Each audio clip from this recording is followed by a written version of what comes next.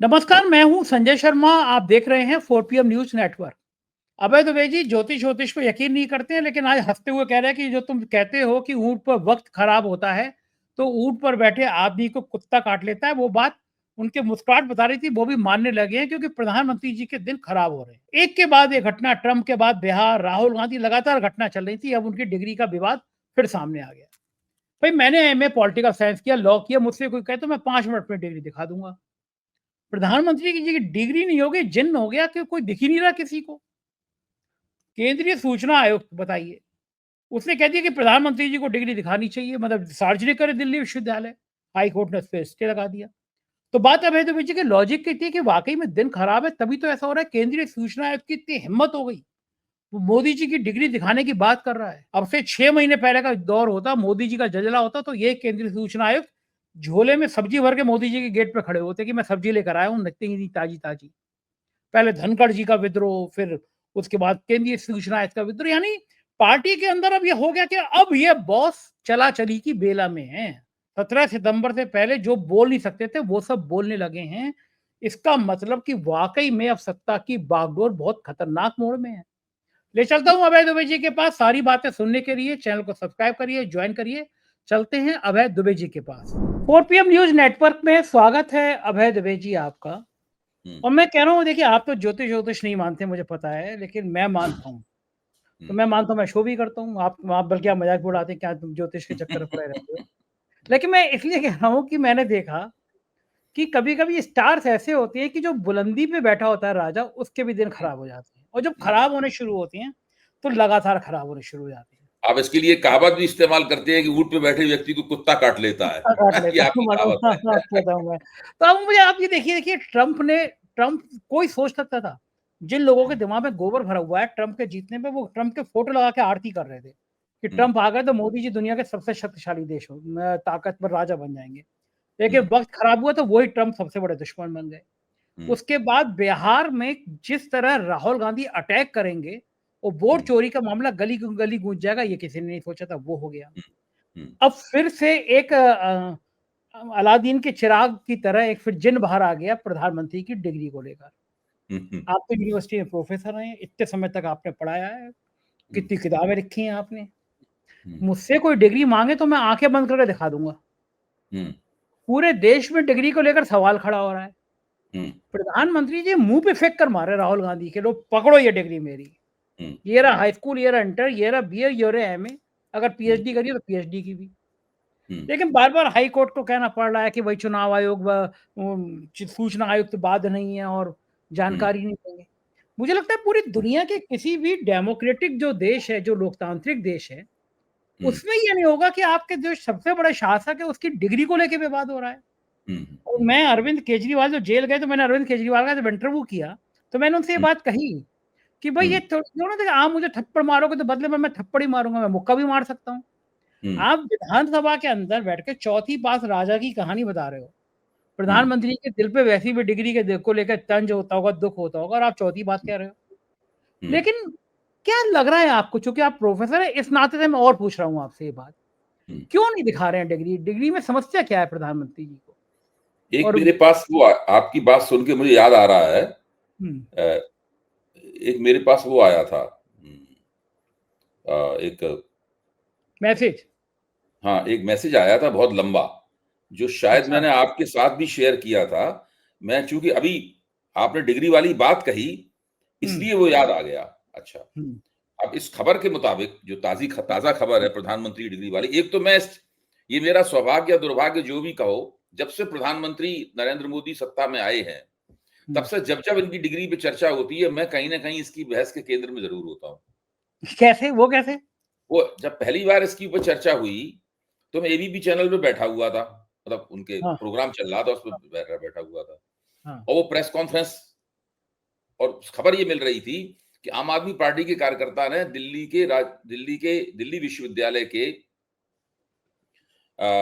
जो कुलपति हैं, योगेश त्यागी हुँ, थे उसमें। हुँ, आजकल प्रोफ़ेसर योगेश सिंह हैं, तो बहुत बढ़िया आदमी हैं, योगेश त्यागी थे। तो योगेश त्यागी हुँ, का नियम ये था कि उनका कहना था कि मैं कोई गलती नहीं करूँगा, क्योंकि मैं हुँ। कोई काम नहीं करूँगा। उनका पूरा अच्छा, कार्यकाल जो है ना हाँ, ये बिल्कुल बहुत नियम अच्छी था। है ये लाइन। मुझसे जब मिलते थे तो गले मिलते थे, मुझसे जब मिलते थे तो गले से मैं हाथ मिलाता तो वो गले मिलते थे, वो कहते थे मैं तो आपका फैन हूँ, ये वो फलाना ठिकाना, मैं आपको सुनता रहता हूँ। लेकिन उनका नियम ये था घोषित कि मैं मुझमें कोई गलती नहीं करूंगा, क्योंकि मैं कोई काम नहीं करूंगा। तो जब तक वो कार्यकाल में रहे, वो उन्होंने कोई काम नहीं किया, और वो देश के पहले ऐसे कुलपति हुए जिनको बीच कार्यकाल पूरा होने से पहले बाकायदा सरकारी आदेश से हटाया गया। ये भी उनका रिकॉर्ड है। तो उन्हीं का कार्यकाल चल रहा था, और आम आदमी पार्टी के कार्यकर्ता वहां पर जबरदस्त रूप से दबाव बनाए हुए थे कि प्रधानमंत्री की डिग्री दिखाइए। बड़ा तनाव था। हम लोग बैठे हुए थे चैनल पे और पल पल की खबरें आ रही थी। इसी तनाव के दौरान किसी तरीके से पिछले दरवाजे से दिल्ली यूनिवर्सिटी से एक दस्तावेज निकला। कैसे निकला, क्या निकला, ये तो रहस्य के घेरे में है। एक दस्तावेज निकला, और उस दस्तावेज ने वो दस्तावेज रविशंकर प्रसाद, इन सब लोगों के पास, नेताओं के पास पहुंचा जो केंद्र में मंत्री थे। इन्होंने प्रेस कॉन्फ्रेंस की और पत्रकारों को पत्रकार दूर बैठे थे, दूर से वो दिखाया दस्तावेज। पत्रकार ज्यादातर गोदी वाले पत्रकार थे, तो उन्होंने देख के कह लिया भाई प्रधानमंत्री की डिग्री दिख गई। लेकिन भाई बात कहां छुपती है, उस डिग्री की एक तस्वीर लोगों को मिल गई किसी तरीके से, वो फिर मीडिया पे वो तस्वीर वायरल हुई। अच्छा, अब उसके बारे में तरह तरह की खोजें की गई लोगों ने। लोग तो बड़े कुशल होते हैं और बड़े वो तो कुछ भी कर सकते हैं लोग। पत्रकारों ने खोजें की, लोगों ने अपनी खोजें की स्वतंत्र रूप से, और बहुत सारे तथ्य लोगों ने खोज निकाले। अब उसमें जो कुछ तथ्य हैं डिग्री से संबंधित, मैं मतलब जो सोशल मीडिया में चीजें घूम रही हैं वो मैं आपको बता रहा हूं।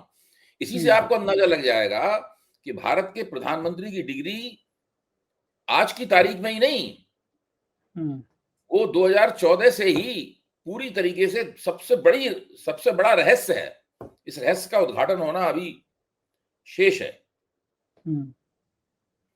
अब देखिए, इसमें मेरे पास बहुत सारे तथ्य हैं, लेकिन मैं सिर्फ प्रधानमंत्री की डिग्री वाले तथ्य आपको बताऊंगा।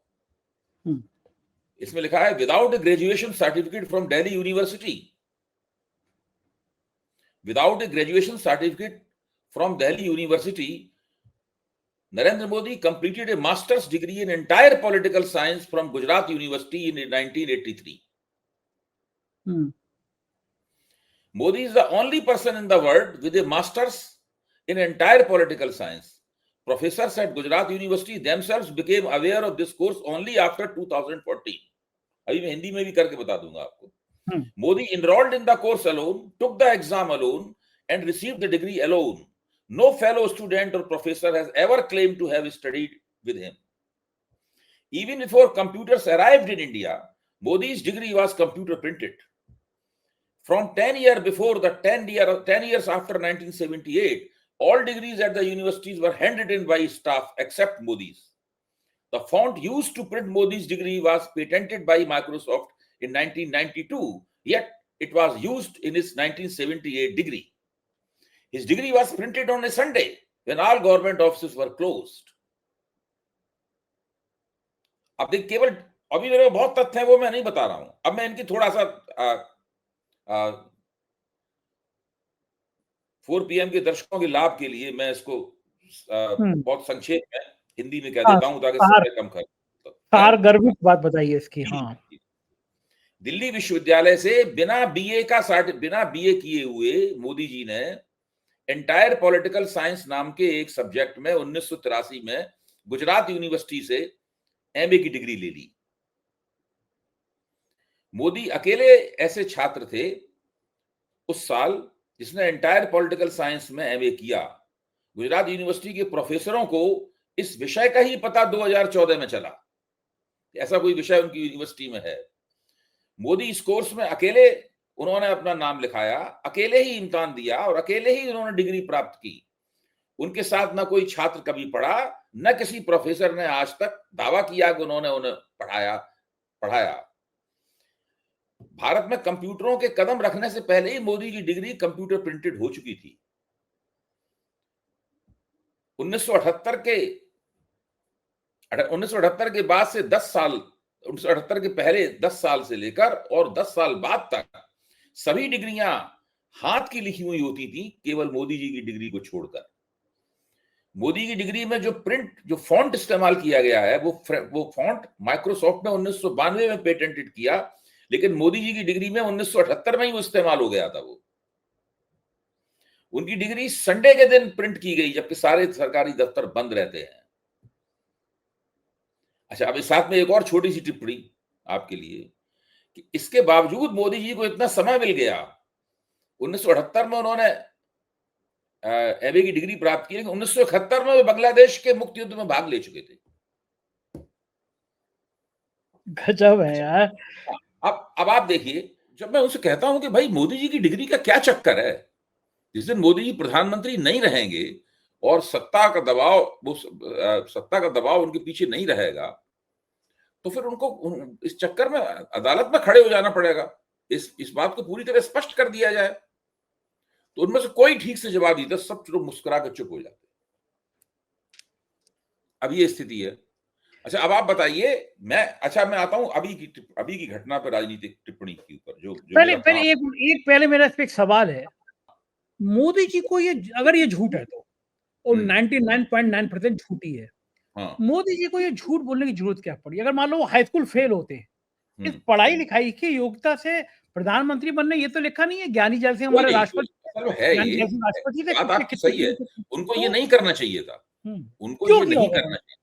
हाँ, उनको ये नहीं, क्यों किया होगा उन्होंने? हैं? क्यों किया होगा उनको ये उन्होंने? नहीं करना चाहिए था, लेकिन ये किसी जमाने में गलती हो गई। असल में ओके। हाँ, किसी जमाने में गलती हो गई। अब एक बार गलती हो गई तो आप उसमें फंस जाते हैं।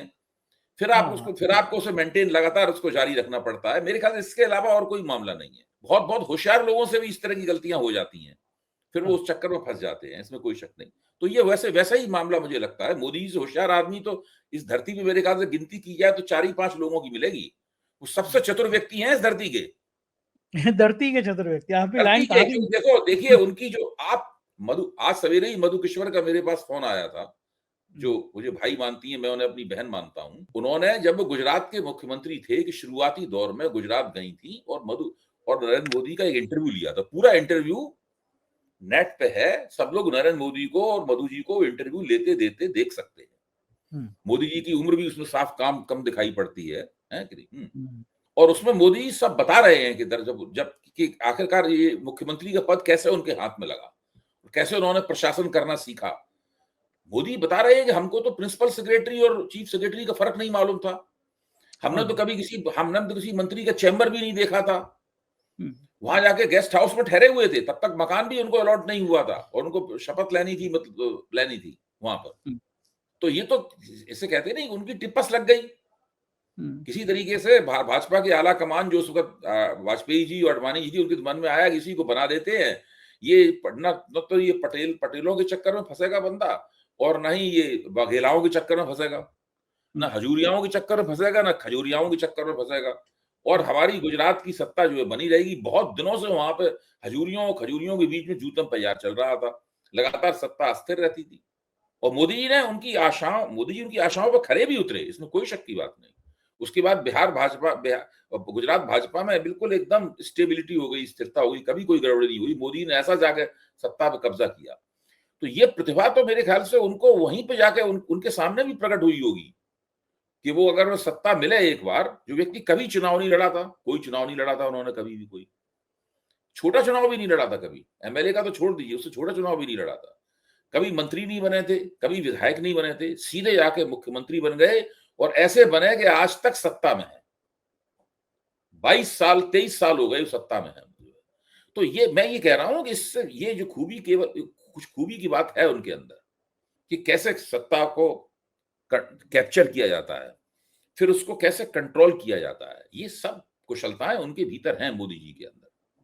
तो वो उनसे गलती हो गई वहां से। अच्छा, अब प्रश्न इस बात का है कि मैं अभी की घटना पर टिप्पणी करता हूं। एक केंद्रीय सूचना आयुक्त ने ये आदेश जारी कर दिया कि भाई इनकी दिल्ली विश्वविद्यालय इनकी डिग्री को दिखाए। हाई कोर्ट ने इस आदेश को खारिज कर दिया कि दिल्ली विश्वविद्यालय बाध्य नहीं। यही तो खबर है ना आज की। यही खबर है, यही खबर है। आप सोचिए केंद्रीय सूचना आयोग की हिम्मत हुई कि नहीं हुई आदेश जारी करने की। यही तो कह रहा हूँ, ये तो बुरा वक्त होता है, आप मानते नहीं हाँ, है, गृह यही तो होते मेरा हैं। कहना है ये इस बात का एक और प्रमाण है कि मोदी जी की सत्ता कितनी कमजोर हो गई है। सत्ता की बागडोर इनके हाथ से छूटती जा रही है। जगदीप ऊट धनखड़ का ऊट इस्तीफा, केंद्रीय सूचना, अभी जब मैं आपके साथ ये प्रोग्राम रिकॉर्ड कर रहा हूं तो मेरे पीछे से आवाजें आ रही हैं संदीप चौधरी की, टीवी हुँ, के ऊपर। हुँ, जानते हो किस बात पे प्रोग्राम कर रहे हैं? हुँ। उपराष्ट्रपति कहां लापता हो गए, इस पे प्रोग्राम चल रहा है। बताइए, अब देश आप भर में अब भी अच्छा, अब भी आप नहीं कहेंगे कि ग्रह होते हैं, अब भी आप नहीं कहेंगे ऊँट पे बैठे आदमी को कुत्ता काट लेता है। किसी की हिम्मत बताइए, आप बताइए। केंद्रीय सूचना आयोग की इतनी हिम्मत। हाँ, आप इस बात को सोचिए कि कितने कितने कमजोर हो चुके हैं ये। हुँ, केंद्रीय सूचना आयुक्त हुँ। भुनगा है मोदी जी के सामने। और क्या और बेचारा। उसने ये आदेश जारी कर दिया। उसके लिए, उस आदेश को खारिज करने के लिए अदालत तक जाना पड़ा, हाई कोर्ट तक जाना पड़ा। 6 महीने पहले कहीं उसके आदेश के दबाव में दिल्ली यूनिवर्सिटी अगर उनकी डिग्री जारी कर देती तो एक बहुत ही बड़ी समस्या खड़ी हो जाती। 6 महीने पहले का दौर होता तो केंद्रीय सूचना आयोग मोदी जी के घर पे सब्जी लेके जा रहे होते। वही तो कह रहा हूँ, ऊँट पे बैठे आदमी को कुत्ता काटना इसी को कहते हाँ, हैं, जब वक़्त तो खराब होता है। ये स्थिति है। तो जब मैं भाजपा के मित्रों से मैं पूछता हूँ कि भाई ये क्यों ये दिक्कत में फंसा लिया अपने आप को, और खासतौर से समस्या कब शुरू हुई? दिल्ली सरकार में एक मंत्री थे तोमर, हाँ, अरविंद केजरीवाल की सरकार में एक मंत्री थे तोमर साहब, उनका हाँ, पूरा थे। नाम मैं भूल रहा हूँ। और हाँ, वो बड़े कुशल विधायक और मंत्री माने जाते थे, उनके क्षेत्र की जनता भी उससे प्रेम करती थी। हाँ, अचानक एक दिन पाया गया कि उनकी डिग्री नकली है, हुँ। और वो गिरफ्तार भी हो गए उस चक्कर में, पकड़ के ले जाए गए। आजकल राजनीति से बाहर हैं पूरी तरीके से। अब आप उसके ये लाइन बाद मत से ही अब आप ये लगातार। अब ये लाइन मत बोलिए, पकड़ के ले जाएगा, गिरफ्तार हुए, हाँ, श्रीलंका हाँ, के वही तो मैं राष्ट्रपति कह रहा हूँ, और क्या श्रीलंका के ये बात राष्ट्रपति है। मैं गिरफ्तार इन हो गए, चर्चाओं श्रीलंका में के भी शामिल रहा हूँ, राष्ट्रपति। जब वो पकड़ गिरफ्तार हो रहे हैं, ये वो है। तो वो अ, उसके बाद से ही लगातार मोदी, उस इस घटना का प्रभाव ये हुआ कि मोदी जी की डिग्री अपने आप फोकस में आ गई। हुँ, हुँ, और वही सीन सामने आ जाता है कि तोमर साहब गिरफ्तार करके पुलिस ले जा रही है, पकड़ के दिल्ली पुलिस उन्हें अपने घर से। हुँ, हुँ, बाकायदा शपथ लिए, चुने हुए विधायक, वो शपथ लिए हुए मंत्री थे वो। हुँ, तो ये स्थिति है। अब पता नहीं, ये देखिए, जिस दिन ये प्रधानमंत्री नहीं रहेंगे, जो बहुत से मामले निकलेंगे, उनमें एक महत्वपूर्ण मामला ये भी होगा। हुँ। फिर आगे क्या होगा, ये कानून व्यवस्था और न्यायपालिका जाने। याचिका देने वाले, हो ही नहीं सकता इसके खिलाफ इस सवाल, अगर सरकार मुकदमा नहीं चलाएगी तो लोग व्यक्तिगत याचिका डालेंगे। लोग तैयार बैठे हुए हैं। हुँ। मोदी जी की ये बिहार सेवा जरूर की जाएगी। बिहार में हालात दिन पर दिन राहुल गांधी बदलते चले जा रहे हैं। एक के बाद एक घटना जो हो रही है राहुल गांधी के माहौल बदलने की, वो हो रही है बिहार में। गुजरात में प्रधानमंत्री कह रहे हैं कि हमने ऑपरेशन सिंदूर में वो कारनामा करके दिखाया कि कुछ ही घंटों में हमने आतंकवादियों को ठिकाने लगा दिया। प्रधानमंत्री इतने कॉन्फिडेंस के संग कह दे रहे हैं कि हमने कुछ ही घंटों में वो लगा दिया, किनारे लगा दिया। प्रधानमंत्री को लग नहीं रहा है कि ये देश समझ रहा है, जान रहा है। असल में है क्या कि हमारा जो चुनाव आयोग है, बिहार में तो एसआईआर के खिलाफ वोटर अधिकार यात्रा चल रही है। तो मैं वहां से फिर ऑपरेशन सिंदूर पे आता हूँ। आज कितनी तारीख है? आज है 25 तारीख। 17 अगस्त को उन्होंने प्रेस कॉन्फ्रेंस की थी, और राहुल गांधी के सामने उन्होंने एक अल्टीमेटम फेंका था कि आप 1 हफ्ते के अंदर माफी मांग लीजिए या एफिडेविट दे दीजिए कि आपके आरोप सही है, इसका एफिडेविट दे दीजिए, और एफिडेविट न दे पाए तो माफी मांग लीजिए। राहुल गांधी ने ना एफिडेविट दिया ना माफी मांगी। उल्टा इनसे मांग लिया कि आप सारे देश को एफिडेविट दीजिए कि हमारे दिए हुए तथ्य गलत हैं। आज वो अल्टीमेटम और उसकी उसकी डेडलाइन है, वो पूरी हो चुकी है। सब लोग पूछ रहे हैं कि चुनाव आयोग तब क्या करेंगे। कल बहुत से पत्रकारों ने चुनाव आयोग में, तो वहां सूत्रों से बात होती है ना, कोई पत्रकार आजकल चुनाव आयोग में घुस नहीं सकता। एक जमाने में बड़ी आसानी से लोग जाते आते थे। उनसे पूछा भाई कि राहुल गांधी ने तो कुछ डेडलाइन तो आज खत्म हो जाएगी 24 तारीख को, तो राहुल गांधी ने तो कुछ किया नहीं, आप क्या करेंगे? आप क्या उनके खिलाफ एफआईआर दर्ज कराएंगे या अदालत में जाएंगे उनके खिलाफ, क्या करेंगे? तो चुनाव आयोग की तरफ से कोई भी जवाब नहीं मिला इस बात का। अच्छा, अब आप इससे अंदाज लगाइए, चुनाव आयोग ही मानता है कि वो लोग भूल चुके होंगे इस बात को कि हमने राहुल गांधी को अल्टीमेटम दिया था। ठीक उसी तरह से नरेंद्र मोदी ये मानते हैं, वो लोग भूल चुके होंगे कि उन्होंने आतंकवादियों को मारने में कितना समय लगाया था। सही बात है, आतंकवादी तो सही। अभी मारे गए हैं। जिस दिन सदन में अमित शाह बोलने वाले थे, उसी दिन खबर आई थी कि उनको वहां पे मार दिया गया है। उसमें शुरू में बहुत ही किंतु परंतु बहुत थे कि कौन सा आतंकवादी वहां का है, कौन सा आतंकवादी किसी और घटना का है। वो तो बहुत अगले दिन तक 24 घंटे लग गए उस पूरी खबर को साफ होने में। तो ये लोग ये मानते हैं कि जनता की स्मृति बड़ी कमजोर है। हम अभी दावा करके अल्टीमेटम फेंक के क्लेम करके डींगे मार के निकल जाएंगे, बाद में हफ्ते 10 दिन 15-20 दिन बाद कौन पूछता है, कौन? और कोई जो गोदी मीडिया के लोग हैं पलट के हमसे सवाल तो कोई पूछेंगे नहीं। सोशल मीडिया पे कुछ चलेगा, हमारे खिलाफ कुछ बातें होंगी, होती रहे, हमें कोई परवाह नहीं। अच्छा बताइए अभय जी, आदमी इतिहास से सबक नहीं लेता? अन्ना आंदोलन में पुलिस ने, उसके बाद रामदेव वाले मामले में पुलिस ने लाठी चलाई थी, पूरे देश में विरोध हो गया। इस समय दिल्ली में बड़ा प्रदर्शन हुआ, कल आपने भी देखा, परीक्षार्थियों शिक्षकों पे पुलिस लाठियां चला रही है, बेरहमी से पीट रही है। पुलिस लाठियां क्यों चलाती है? लोकतंत्र में अपनी बात कहने का हक है, और नौजवान है, शिक्षक है, अपनी मांगे रख रहे हैं। जिस बेरहमी से पुलिस लाठीचार्ज करती है, मारती है, क्या लोकतंत्र में लाठी के अलावा काम नहीं चलता है किसी का? नहीं, वो अगर आप लाठी नहीं चलाना चाहते हैं तो आप लोगों से नेगोशिएट कीजिए, उनके प्रतिनिधिमंडल को बुलाइए, उनके साथ बातचीत कीजिए, उनकी मांगे लीजिए, उनको उनको वायदा कीजिए कि आपकी मांग भाई 1 हफ्ते में, 10 दिन में, 15 दिन में, 1 महीने में पूरी हो जाएगी। आश्वासन दीजिए, आंदोलनकारी घर चले जाएंगे। ऐसा कोई आंदोलन नहीं है आज तक जिसको ये आश्वासन दिया गया हो कि भाई आपकी मांगे हमने सुन ली, हमने नोट कर लिया, हम इनके ऊपर ध्यान देंगे, और जो उचित होगा वो हम आपको एक समय सीमा एक पूरा दिया जाता है कि हम आपको 10 दिन में, 15 दिन में, महीने भर में, 2 महीने में इनको पूरा कर देंगे, आप हमारे ऊपर भरोसा रखिए। सारे आंदोलनकारी वापस चले जाएंगे। सरकार की दलील ये है कि आंदोलन करने का हक ही नहीं है किसी को। हाँ, क्यों करो आंदोलन, शांति से संविधान करो। द्वारा चुनी गई सरकार है, संविधान द्वारा चुनी गई सरकार के खिलाफ आंदोलन करने का हक किसी को नहीं है। आप हमसे नाराज हैं, अगली बार वोट मत दीजिएगा। अभी अशोक चौधरी जो बिहार में इतने बड़े नेता हैं, सत्तारूढ़ गठबंधन के अशोक चौधरी अपने क्षेत्र में थे, तो लोग उनसे मांग कर रहे थे कि भाई आपने ये काम करने के लिए कहा था, आपने क्यों नहीं किया मांग? इतनी ज्यादा मांग हुई, अशोक चौधरी झिल्ला के बोले कि जाइए, चले जाइए, आप वोट मत दीजिएगा। ये इंतहा है आदमी की। आदमी ऐसा कहते भाई वोट मत देना। ये अनुत्तरदायी सरकार है। देखिए, ये अनुत्तरदायी सरकार है, अनुत्तरदायी सरकार है, और ये सिद्धांता मानती है कि हमारे खिलाफ आंदोलन चलाने का हक किसी को नहीं है। जब आप अनुत्तरदायित्व की विकृति के शिकार हैं, और दूसरी तरफ आप इस दिमागी खामख्याली के भी शिकार हैं कि लोकतंत्र में आपके खिलाफ कोई आंदोलन नहीं होना चाहिए, तो मिलके जो बनता है वो है नरेंद्र मोदी की सरकार, वो है भारतीय जनता पार्टी की सरकार।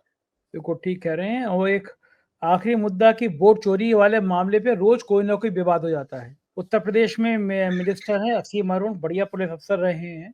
कन्नौज में चुनाव में ट्वीट कर दिया उन्होंने कि अखिलेश यादव बताया कि कन्नौज में वोट चोरी, धांधली हुई, वोट कटवाए गए, वोट बढ़वाए गए टाइप का।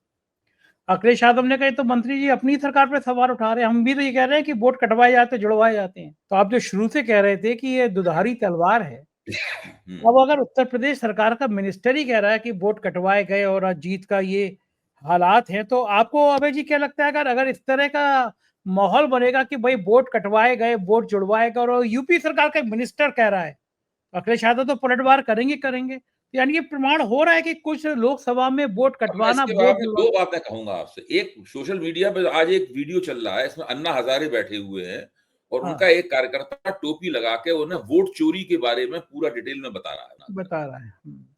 ये चल रहा है इस वक्त, बिल्कुल ताजी घटना है, उसकी कोई उसे शूट करके दे दिया है उसको। इसका मतलब ये है कि अन्ना हजारे को भी बताया जा रहा है। तो एक बहुत व्यंग चित्र भी एक बहुत प्रचलित है, अन्ना हजारे पड़े हुए सो रहे हैं, बताया जा रहा है कि तभी उठेंगे जबकि भाजपा सरकार चली जाएगी, ताकि उस सरकार के खिलाफ आंदोलन कर सकें जो गैर भाजपा सरकार के खिलाफ कोई आंदोलन नहीं करते, वो कुछ भी रहे। तो एक तो ये बात है। दूसरे, आपको ध्यान होगा कि अनुराग ठाकुर ने राहुल गांधी की 7 अगस्त की प्रेस कॉन्फ्रेंस के कुछ दिन बाद एक प्रेस कॉन्फ्रेंस की थी, जिसमें वो 5 या 6 नेताओं की के निर्वाचन क्षेत्रों के आंकड़े निकाल के लाए थे चुनाव आयोग से। एक हाँ, उसमें हाँ। वायनाड क्षेत्र था राहुल गांधी का, प्रियंका अमेठी, गांधी का रायबरेली। रायबरेली था, उसमें अखिलेश यादव का क्षेत्र था, डिंपल यादव का क्षेत्र था, एसएम जो स्टालिन का क्षेत्र था। ये सारे क्षेत्र थे उसके अंदर, और उसमें उन्होंने बताया था कि हर क्षेत्र में इतने इतने लाख, इतने इतने हजार संदिग्ध वोट थे। अच्छा, उन्होंने ठीक वही बात की जो राहुल गांधी ने अपनी प्रेस कॉन्फ्रेंस में कही थी। कोई मतलब राहुल गांधी की बात में और उनकी बात में कोई फर्क नहीं था, जरा भी। तो राहुल गांधी वो बातें भी कह सकते थे, और राहुल गांधी ने जो बातें कही थी वो बातें वो भी कह सकते थे। एक ही व्यक्ति की बात लग रही थी, दो मुंह एक बात। ये पूरा सीन इस तरह का था। चुनाव आयोग ने राहुल गांधी से तो एफिडेविट मांगा, अनुराग ठाकुर से कोई एफिडेविट नहीं मांगा। हाँ, राहुल गांधी ने कहा भी ये बात, ठीक बात है, कहा भी बिल्कुल ठीक बात। बिल्कुल ठीक बात है। अच्छा, ये जो इसीलिए राहुल गांधी कहते हैं क्यों नहीं मांगा एफिडेविट की पार्टनरशिप है बीजेपी और चुनाव आयोग के बीच। हाँ, लगता अब तो कोई शक बचा भी नहीं है देश के लोगों को शक। बिल्कुल, तो ये ये तो देश हालत की तस्वीर, देश की तस्वीर साफ हो गई है। बहुत बहुत शुक्रिया अभय जी ने आपने मुझे इतना समय दिया। Thank you sir. ये थे अभय दुबे जी। पूरी बातचीत आपने सुनी, कैसा लगी बातचीत आपको? अपनी राय से अवगत कराइएगा, चैनल को सब्सक्राइब और ज्वाइन करिएगा। बहुत बहुत शुक्रिया। Thank you.